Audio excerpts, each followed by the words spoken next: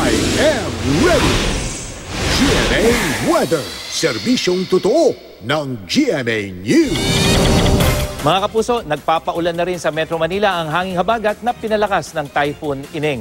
Magpapatuloy po yan hanggang sa mga susunod na oras, base naman yan sa datos ng The Weather Company.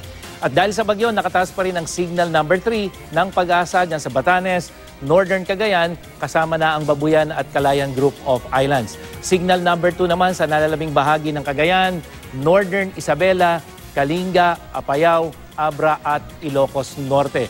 Sa mga nakatira sa coastal areas na nasa ilalim ng signal number 2 at 3, maging I am ready sa posibleng storm surge o yung daluyong.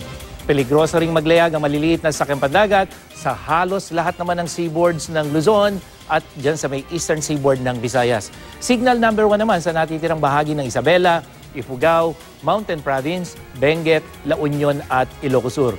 Bukod sa masungit na panahon, lahat po ng lugar na nasa signal, maging alerto sa posibleng flash flood at landslide.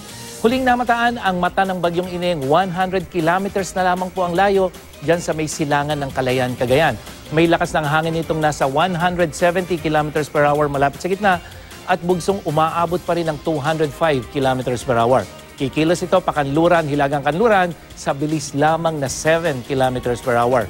At base sa track ng Pag-asa, inaasahan na lalapit ng husto yung mata ng bagyo dyan sa may Batanes Province at unti-unting liliko patungo ng Japan. Sa linggo, posibleng nasa may silangan na ito ng Taiwan, papalabas ng Philippine Area of Responsibility. Sa wind forecast map ng The Weather Company, patuloy na palalakasin ng bagyo ang hanging habagat na magpapaulan naman dyan sa Luzon at Western Visayas ngayong weekend.